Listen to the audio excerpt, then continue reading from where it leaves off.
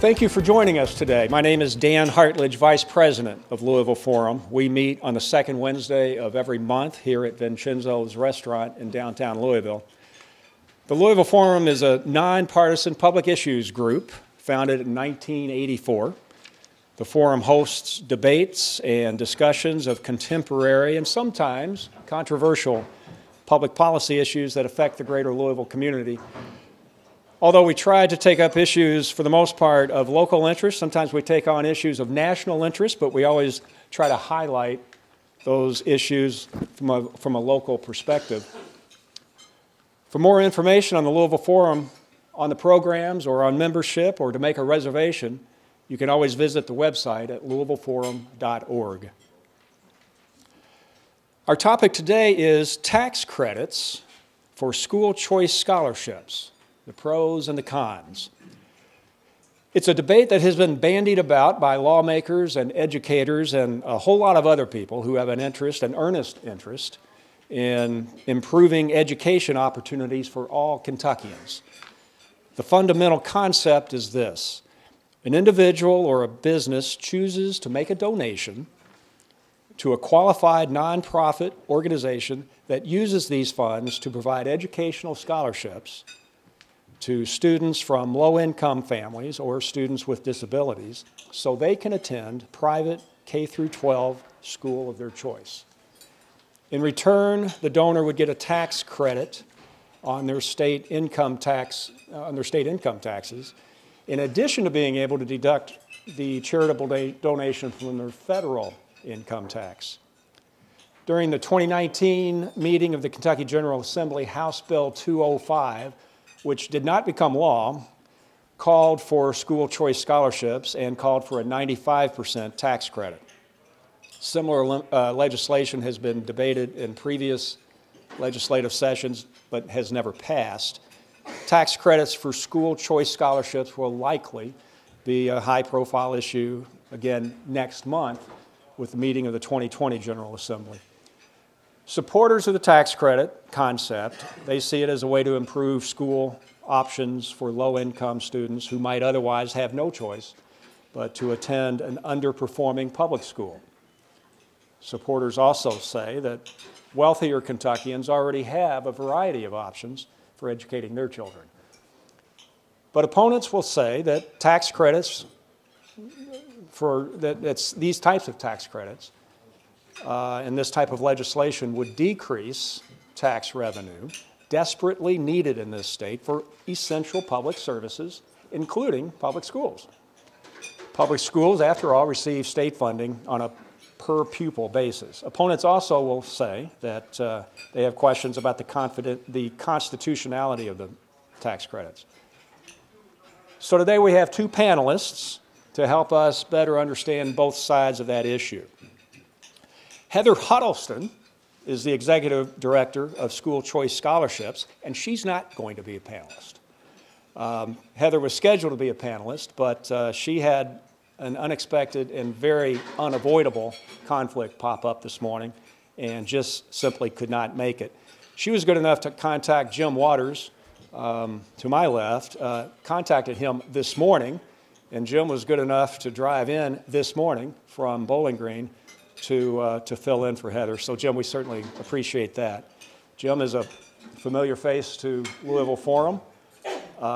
He's also a familiar advocate for school choice scholarships. So it's good to have you, Jim. Thank you very much. But first, we're going to hear from Ashley Spalding.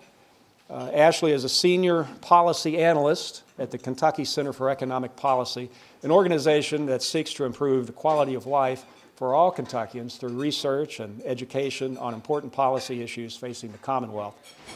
She's been with the organization since about 2011. She's a Kentucky native and has conducted research on a wide variety of social and economic policies affecting low-income families during her career, including research focusing on low-income housing and education. Ashley's got a PhD in applied anthropology from University of South Florida, a master's in anthropology from the University of South Carolina, and a BA in English from Samford University. So will you please welcome Ashley Spalding.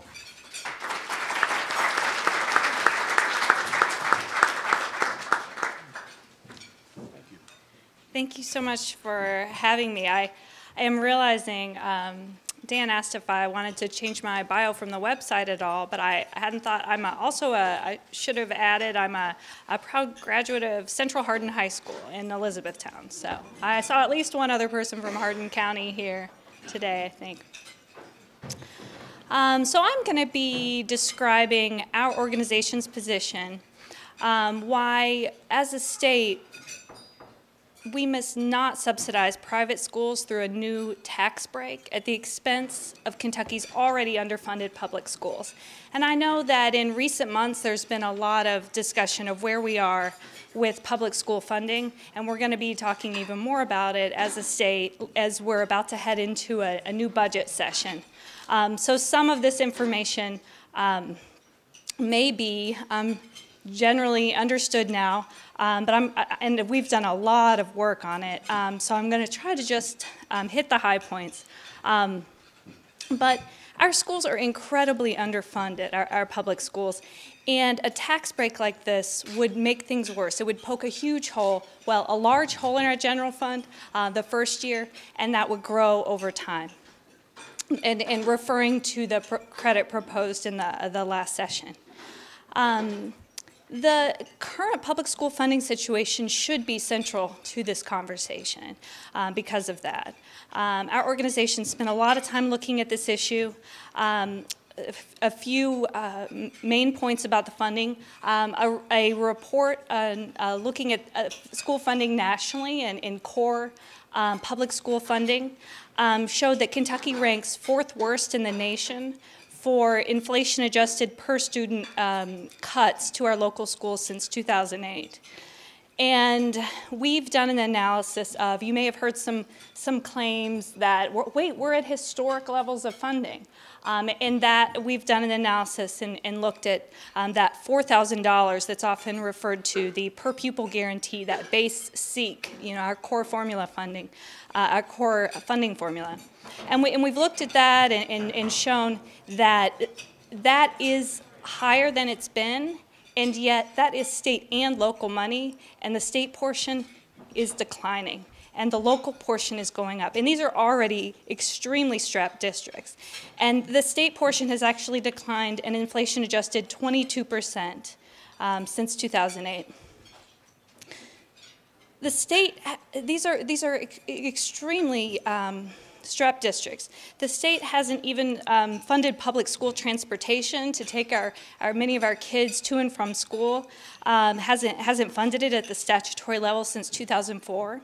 In 2019, transportation funding, it was 66% funded, and so the local districts have to make up that difference. You may know that, you likely know, there were no instructional materials or textbooks funded in the last budget at all. No professional development at all. Cuts to after-school programs, which are so critical for our low-income students to provide support so that they can be successful. There were cuts to those programs. And 2 years ago, we surveyed our school districts. There were 173 at the time, and we had a good response rate. And we asked them, what has been the impact of cuts, 2008 to 2017? And what we learned is that these numbers I'm talking about have real impacts on classrooms and our kids. We learned that of the respondents, more than half said there are actually fewer days in the school calendar as a result of these cuts. 42% of districts had reduced student support, such as after school, summer school, and intervention or enrichment services. About a third had reduced or eliminated arts and music programs, begun collecting or increasing instructional fees, and begun or increased fees for extracurricular activities to try to make up for some of these funds. And it was a third each of those categories. 1 in 4 had reduced or eliminated career and technical education. More than 1 in 10 had reduced special education services. And districts also reported reducing staff, being unable to give needed raises, and among other funding challenges. And broadly, the research shows that as a state, it's really important for us to invest in public education. Research using up-to-date methodologies shows that when you do make adequate investments, when you do increase investments, in public school funding. They pay off in terms of low-income students are able to be more academically successful, have better economic outcomes later in life, and we have better health outcomes as a state as well if we make these needed investments. And really, even if we were to make up for all these cuts that I'm talking about, research shows that we would still need much, much greater investment on top of that in order to do what are really best practices in education. So there are great funding needs for public education in our state. Meanwhile, a private school tax credit wouldn't save money. So in a lot of ways, it would provide scholarships for students who already attend private schools. And for those students who do switch from public to private, school districts can't just reduce their costs on a per pupil basis that way, right? There are fixed costs. There are buildings, classrooms, and in the way that students would switch, they wouldn't just move. It might be a couple from one school, one kid out of a grade here, right? My son is in kindergarten. He has a maximum, 24 students in his kindergarten class, the maximum. If one of those children switched, you would still need the same amount of teachers, the same amount, right? And so the research really shows that these fixed costs cannot be reduced in the way that if students switch, there would be savings, or the kind of savings that would make up the difference. And also, when you look at what's happened in other states, you can see that some of the estimates of how many students would actually switch, it's actually much lower because of the issues I was talking about. Also regarding educational equity, because that's such an important issue for our state, and it's really critical to this conversation as we're talking about the individuals, the groups of people who would benefit or not benefit from this program. I want to say that the proposed program from last session, the proposed tax credit from last session, didn't adequately, it was not well targeted to those with the most financial need. And in other states, that's resulted in dollars going to students already enrolled in private schools. Ultimately, with the financial thresholds provided in that proposal, 72% of Kentucky kids would qualify for that tax credit. So a family of 4 with making $90,000 a year would qualify under that. It's not well targeted. Also, passing this tax credit would hurt our constitutional charge to adequately fund our public schools, to fund our public schools equitably and adequately. And we're already reaching toward constitutionally inequitable levels of school funding. Coming out of the Rose decision in the early 1990s and the resulting, in 1989, and the resulting Kentucky Education Reform Act, or KERA, the SEEK formula, our core funding formula, was designed to create greater equity in school funding in Kentucky between poorer and wealthier districts. But the funding equalization only works well if you put adequate funding into the formula. So now, after 30 years now, after the Rose decision, the funding gap between the poorest and the wealthiest school districts in our state is almost back to where it was before KERA. Yeah. To improve funding equity in our state, what we need is to more adequately fund SEEK and these other important programs in our state. Adding another big tax break that will grow and drain revenue from the general fund is the exact opposite of what we need to be doing. Kentucky needs to refrain from passing another big tax break designed to grow and siphon increasing dollars to private schools that will not only take precious general fund dollars out of public investments, including schools, but will also pinch school districts' available resources. We have to do everything in our power to raise revenue for our schools, and adding another big tax break that will grow and continue to drain revenue from the general fund. That's the exact opposite of what we need to be doing.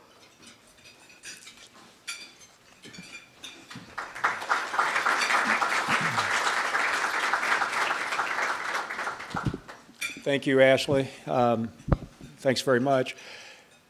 We're now going to hear from Jim Waters, and Jim is the president and CEO of Bluegrass Institute for Public Policy Solutions, Kentucky's first and only free market think tank. Jim uses his previous media experience as a reporter, editor, and broadcaster at newspapers and radio stations around Kentucky and Indiana and Ohio to make the case for free markets, individual liberty, and limited and transparent government. An award-winning journalist and radio broadcaster, Jim has written the weekly Bluegrass Beacon column for more than a decade. It's a popular column that appears in newspapers and online publications around the state. He's also become known as one of Kentucky's most influential voices in calling for economic, education, and labor reform. Jim's also a frequent guest and guest host on talk radio around the state, including Louisville's WHAS radio, and is in demand as a guest speaker and moderator of political debates and discussions about policy reforms. His articles have appeared in some national publications, including USA Today and Wall Street Journal, and he has appeared on some national television and radio programming as well, CNN and a variety of different national talk radio as well. So would you please welcome Jim Waters? Thanks, Jim. Well, thank you. I'm back at the Louisville Forum, and I think you said you might give me just give me an unofficial membership or something here. But it's nice to be back here on an issue that the Bluegrass Institute has really been very concerned about since we opened our doors 16 years ago. And, it does take money to fund public education. We're aware of that. It takes money for all aspects of that. And we're spending a lot of money on education.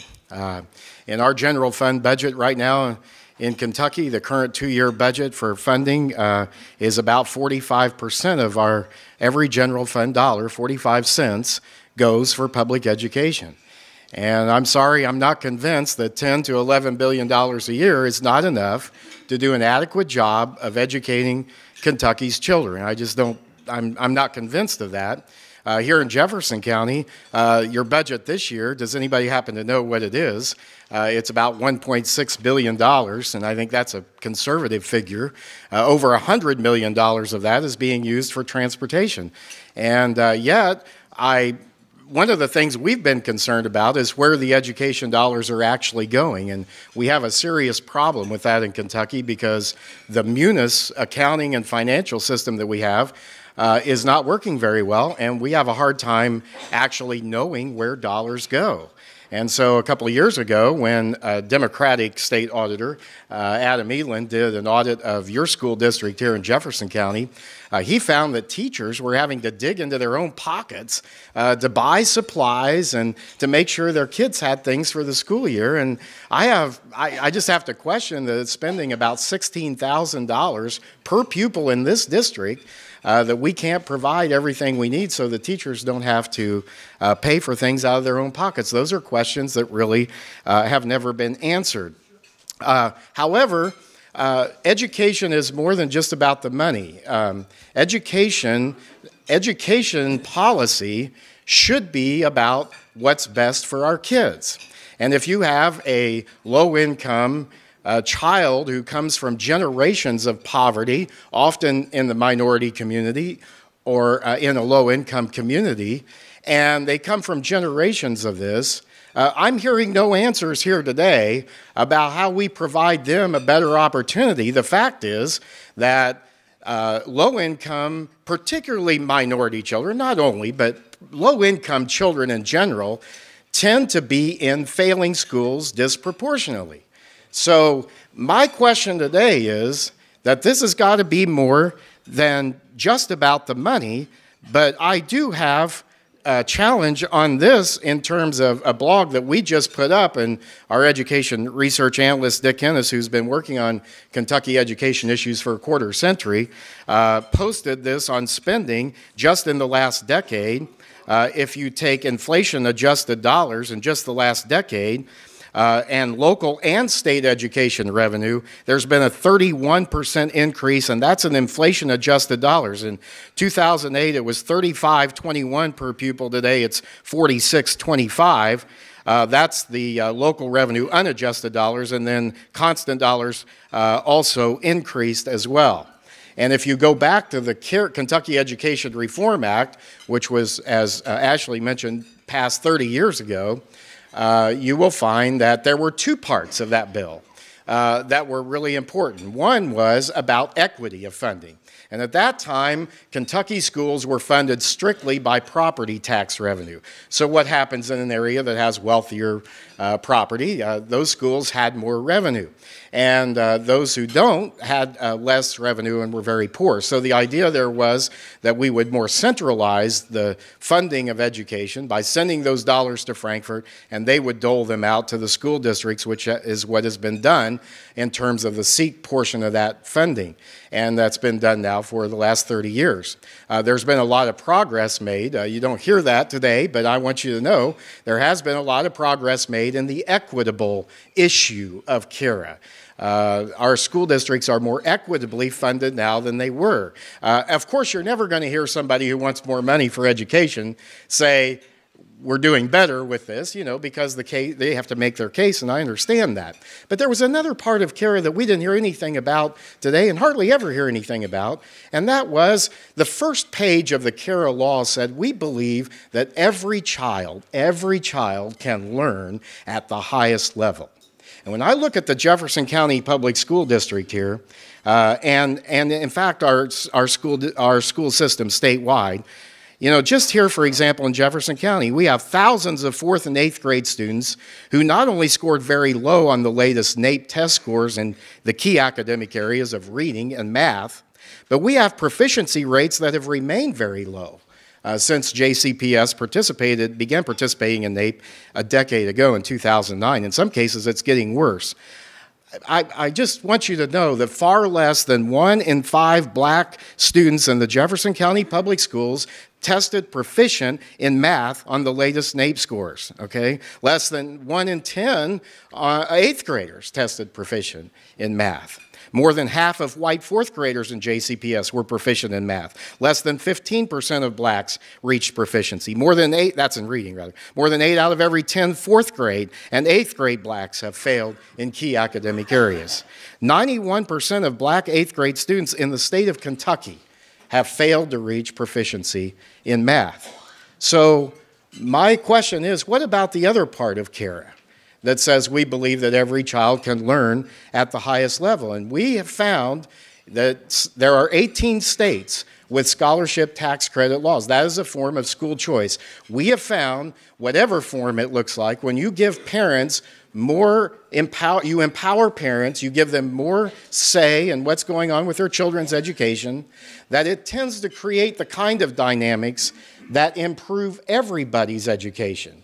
Because we always heard this before, you know, well, what about the children whose parents didn't care enough to get their child into a charter school or into a private school or with a scholarship? But we found, and the research is finding more and more, that whenever there are more options, it forces the public education system to step up and do better so that everyone improves. I have a logic question. If really there aren't going to be that many students who would take advantage of this kind of program in the first place, why are our opponents so worried about this? I mean, if there aren't going to be many people that are going to sign up for this, and then it's not going to matter that much, according to what we're hearing. So why fight this? Why not allow maybe the few parents who could find a better school for their children? Why not allow them that opportunity? Scholarship tax credits have been deemed constitutional by the U.S. Supreme Court. They were challenged, and this is the reason why the Bluegrass Institute has supported this form of private school choice over a direct voucher program, because a scholarship tax credit program, that money is never touched by government. It is donated by individuals and businesses voluntarily. Unlike your taxes, you don't pay your taxes voluntarily. These are donations made voluntarily, and that person would donate this to a 501c3 scholarship granting organization, which then, according to however the law is passed, would give those scholarships to students who qualify and families who qualify, and they would have to demonstrate they qualify and have the financial need that's there. And so then that child would be able to take that scholarship, that family, and find the school that best fits the needs of that child, private, parochial, whatever it may be. It opens up the opportunities. Then the person or business who donated those funds would be able to apply whatever percentage of the law would say. The proposed legislation has been 95%. There could be some discussion about that, but they are allowed to apply that to their state tax liability. And I want to correct something that was said earlier. You cannot apply that to both your federal and your state tax liability. You can to one or the other, so you cannot do that. Plus, you cannot receive more in a credit than you actually donated. That would not be allowed. So let's make sure that that's clear. But the important thing about this is that it would give parents a choice. And you know, it's amazing to me because I always hear the bureaucrats in our public education system talk about and moan about the lack of parental involvement. And yet we do everything we can in this school district to discourage that involvement. I mean, how involved can a single mother in the west end of Louisville who's working 2 or 3 minimum wage jobs to put food on her table and keep the lights on, how involved can she be in her child's education, especially if that child is shipped across town an hour away into schools that aren't doing very well when you look at the education gaps? You know, most people think that schools east of I-65 are doing pretty well, and they are with white students, white, wealthier students. But guess where the biggest academic achievement gaps are in your school system here? They're east of I-65. What's happening to those low-income minority children who are being bused across the city into those schools? Why is that gap larger than it is even in some of the other schools in the city?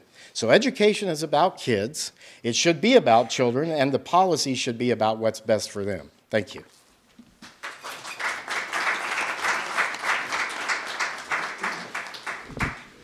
Okay, Jim and Ashley, it's question time. And Iris and Joe, 2 of our board members, I think Joe, yeah, there's Joe hiding behind the column. They're roaming the room and collecting questions. So if you have questions, hold them up and they will come and grab them. But Iris, you can go ahead and get us started. Sure, thanks, Dan. As always, we have tons of overlapping or related questions, so we're going to do our best to kind of combine for the sake of the remaining time that we have left. Several questions were asked about the impact of urban school districts versus rural. If you all had any insights as to the breakdown, who would be able to maybe capitalize on a scholarship tax credit scholarship program the most, and what could be sort of the ripple effects to urban and or rural school districts? Yes, so I think that's a good question, and there is a difference here on school choice policies.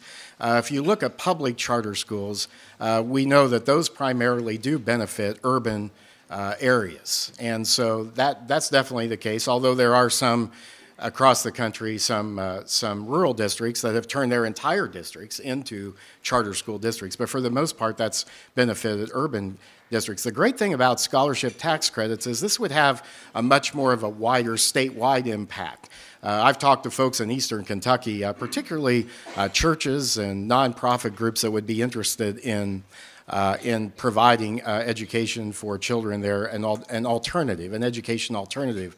And they probably wouldn't have that same opportunity with a charter school policy. So there is definitely a difference, and we think that there's a lot of potential, especially in some of the poor areas of our state, to give those families there. And, you know, don't they have a right to a good education as well, is what I would say. So.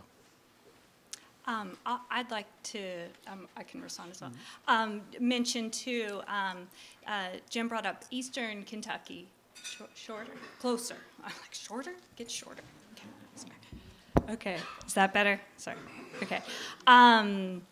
And our organization is actually located in Berea, so right there on the edge of Eastern Kentucky.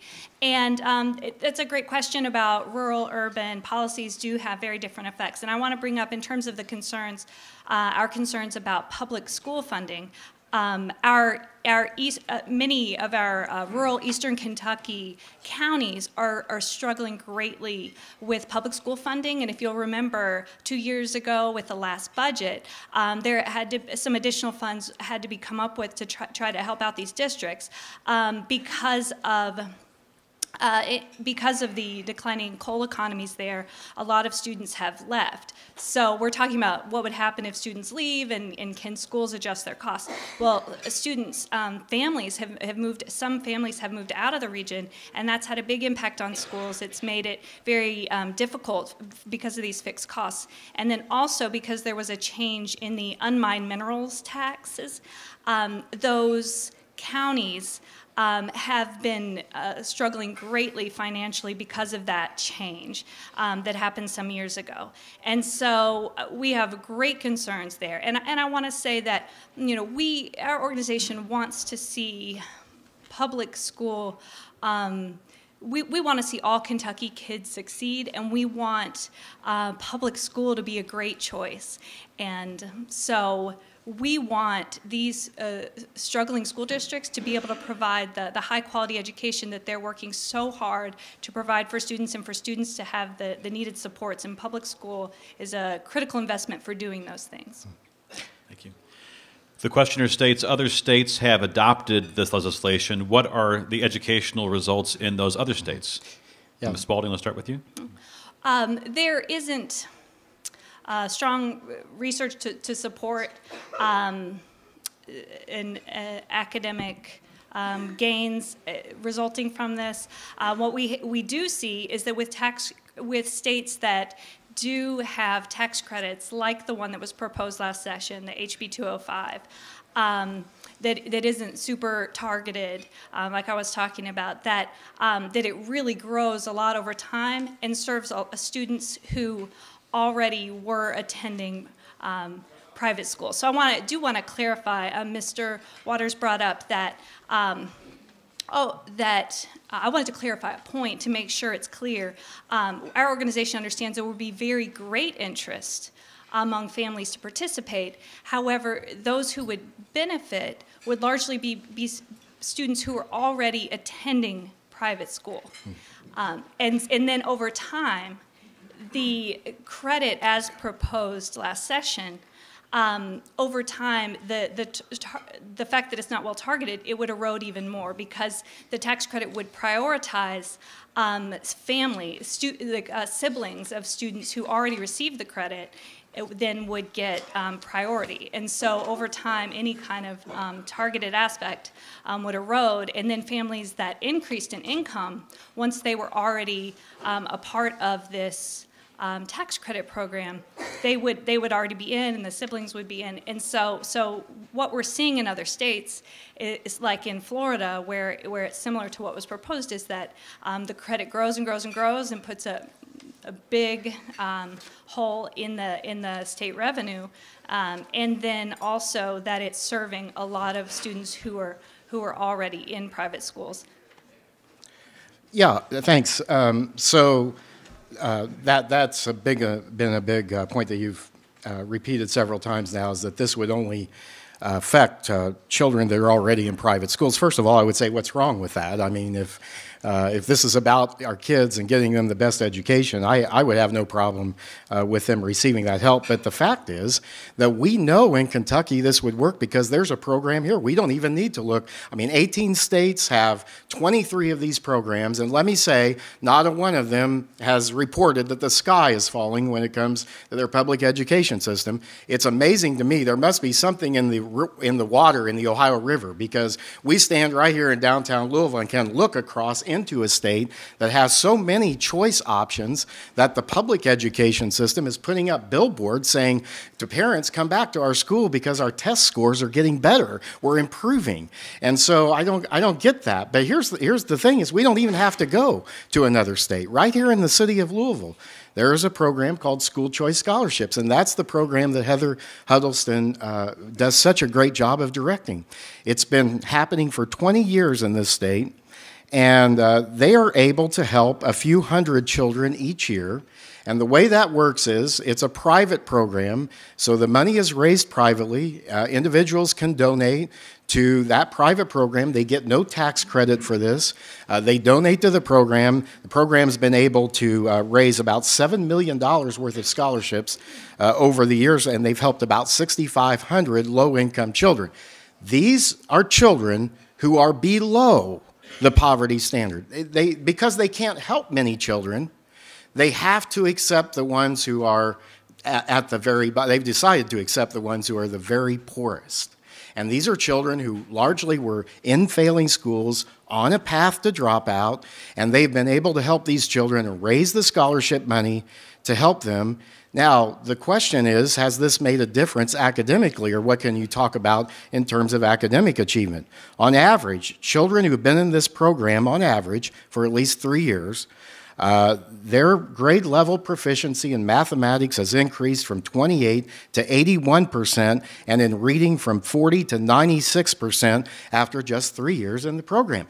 And look, this isn't just this program. We've seen this in charter schools. We've seen it across the country. And so if our education system is about what's best for the children, then we have to look at this opportunity. And it's really disingenuous to say that this program would only benefit people who are already receiving this. This is not true. It's not the case in the School Choice Scholarships program.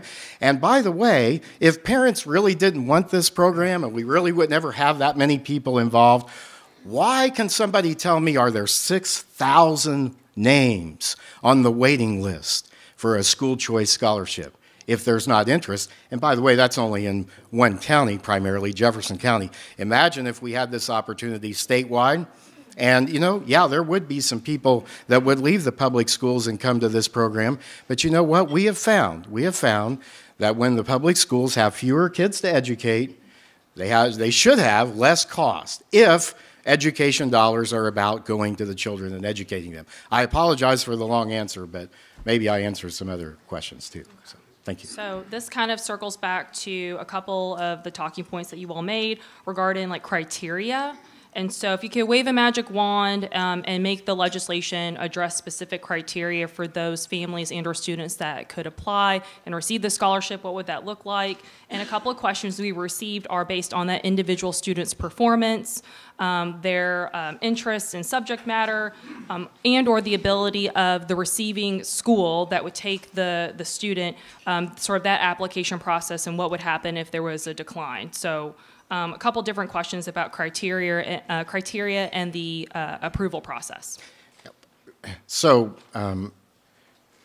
the question was about the approval. Okay, so that's one of the reasons why we've spent so much time working on the legislation. We want to get it right. We want to make sure that it's clear who qualifies, and we want to make sure that those who are most at need also have the opportunity. And one of the things we found is that the market is a wonderful thing. Monopolies, not so much.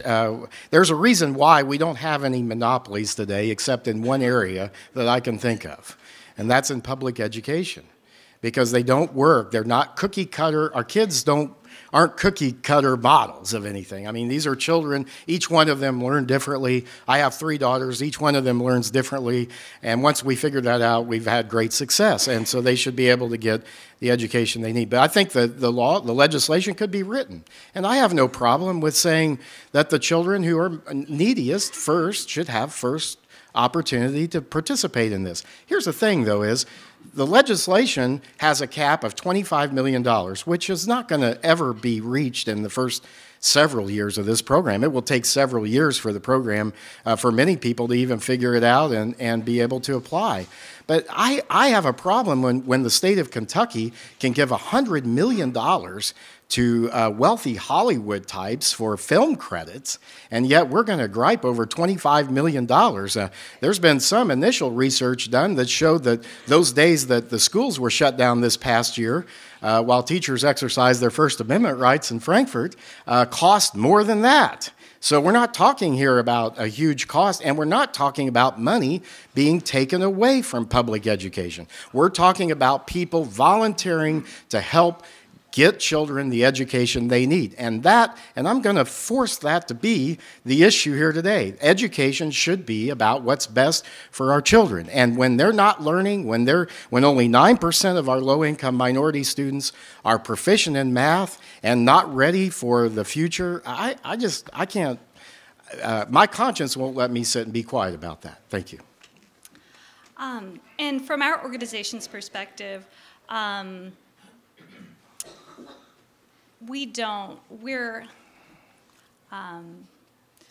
think that there should be this tax credit. It was brought up, in other states, or other states that the sky isn't falling. Well, the sky's already falling here in Kentucky for public education, and as long as we're in this situation, our organization is not interested in entertaining a particular one design would be better than another design, when we don't think that this funding should be siphoned off from the general fund in this way. I want to say that we certainly want to see what's best for Kentucky's children, and there is a large literature that shows that public school funding matters. If we look at how we're not performing well at the same time that we've continued to cut education, it seems reasonable to look to the literature and to see, well, could this relate to funding? C. Carabo Jackson, an incredible education funding a scholar, economist out of Illinois, he has recently compiled all the research on this, and he says, does funding really matter? If we fund public education, will it really matter? Will it lead to better academic outcomes for kids, particularly low-income kids? And he put all that research together, and the short answer is yes, it will make a difference. It would make a difference. And then there's this huge body of literature that shows when you make public investments in education that health outcomes in our state benefit. There's tons of research to show that the approach that my organization is describing is very much based in research and would result in high-quality education for all Kentucky children, not just some. We have about maybe 6 minutes left, so we're trying to get as many of these questions as possible. I'm going to combine two questions as a result. Is there an estimate of the students who would leave public schools for private schools if this came into being? And would that cause, if the question is, does it cause more hurt or harm to public schools, especially if the questioner asks if struggling students are actually taken out of public schools and taken to private schools? Doesn't that help the public schools, the questioner? Maybe we'll start with Mr. Waters in this one. Or? Okay. So in most school choice programs, the highest percentage of children that leave a public school, and this is an outlier, is 10%, and it's usually much lower than that. The exception being in New Orleans, by the way, which is a great story about school choice, and it's where our great education commissioner came from and has a great personal testimony. The city of New Orleans, over 90% of those children in that school district attend a charter school, a school of choice. But the most that would ever leave is about 10%. So I think that was the question. And I guess my question, follow-up, would be, if a child is failing in a public school, and I want to make clear, what I have said here today is really about improving public education, because it's not improved in this district. And so, if you keep doing the same things the same way and expect the same result, it It doesn't work. So what I'm wanting to hear is, if this is not the answer, if providing parents and empowering parents with the opportunity to find a better school for their children, if this is not important and doesn't matter in the education of our children, and that we should force kids to stay in a failing school just to protect the collective monopoly of public education, then that's really sad. And I would say, what alternatives do you have for closing these achievement gaps? What alternatives do you have so that the young child that comes out of a poor home in Portland or the West End, somewhere else, has the opportunity to compete for the jobs and economy of the future, raise their family, and live a successful, productive life? You know, and so we're spending, remember, $10 billion on education this year. $10 billion with a B. Does that mean anything? Time. Go ahead. Oh, there's so the question about the rate of the and I don't have it in front of me, but there were a lot of debates last session. That's an important question about what would the switcher rate be, like the number of students expected to switch from public to private, and just since this is going to come up again, it's really important to look at that and to see the Legislative Research Commission, based on their estimates, believed that within 4 years that this credit would grow to $50 million a year, but that the switcher rates were overstated by those in favor of the scholarship tax credit. And there is considerable research on that, including from out of the University of Colorado. I just want to mention that I wish we were still doing the same thing we were doing in 1990. I wish that we were back to CARA levels of funding and investment in education. And I have it printed out even a graph where we have graphed the equity gap and how over time, the funding equity gap and how over time it has eroded. And we did see progress, as Mr. Waters said. We did with CARA, with that greater investment, we did see progress in funding equity. And then we stopped maintaining those investments, and it has eroded. And so I wish we were back to those levels of equity. And I'll just stop. I'm sure it's one. Many more things to say. But watch out for our upcoming report, but the budget preview in January. We do have time for one more question if maybe just take about 30 seconds a person for the answer. Lightning round. There was some questions about religious institutions and separation of church and state. And so if this were authorized and passed by the General Assembly, how could one reason or overcome court challenges about the separation of church and state? I'll let you go first. Well, from our perspective, school choice, these vouchers, neo-vouchers, they're not direct vouchers, are not constitutional, and so, and I do understand there are lawsuits that can be cited, but this is our state funding private education, and so that is what I would say.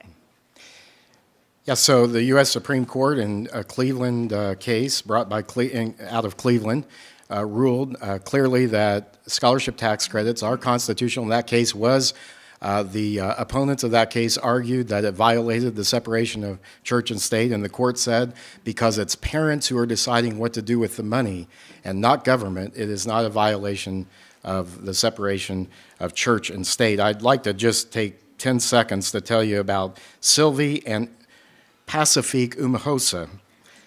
In the early 1990s, Sylvie was 10, Pacifique was 5. They were in the jungles of Rwanda, where they had lost their parents to the genocide and the war there. They were literally rescued from their home by their grandmother, who literally carried them, walking them out of that war and into the Congo. They escaped the death and disease of that war. Guess where the girls landed eventually? Right here in the River City, where both, thanks to school choice scholarships combined with the loving kindness of an elderly couple who took them in, They escaped a lifetime of certain poverty by receiving the kind of education that allowed Sylvie, for example, to grow from not even knowing the English language to delivering the commencement address while graduating in 2015 with a master's degree from Virginia Commonwealth University. That was thanks to a scholarship from School Choice Scholarships. For us, that's what this is about. So thank you very much. Thank you. Jim and Ashley, if you would, maybe give them one round of applause.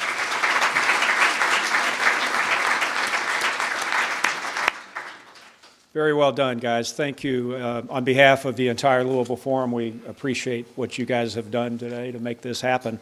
As an expression of our appreciation, we will make a donation on your behalf to a charitable organization that you choose from a list of pre-selected charities that have been approved by the Louisville Forum Board.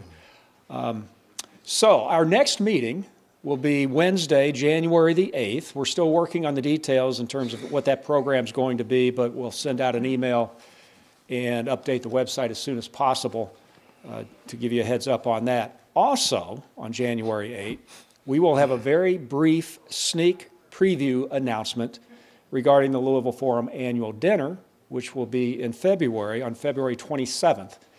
And so we hope you'll make it next month for the regular topic, as well as to learn a little bit more about the annual dinner in February. Thank you very much. Reservations for the January lunch can be made by going online, louisvilleforum.org, or by calling our voicemail at 329-0111. Have a great day. Thank you.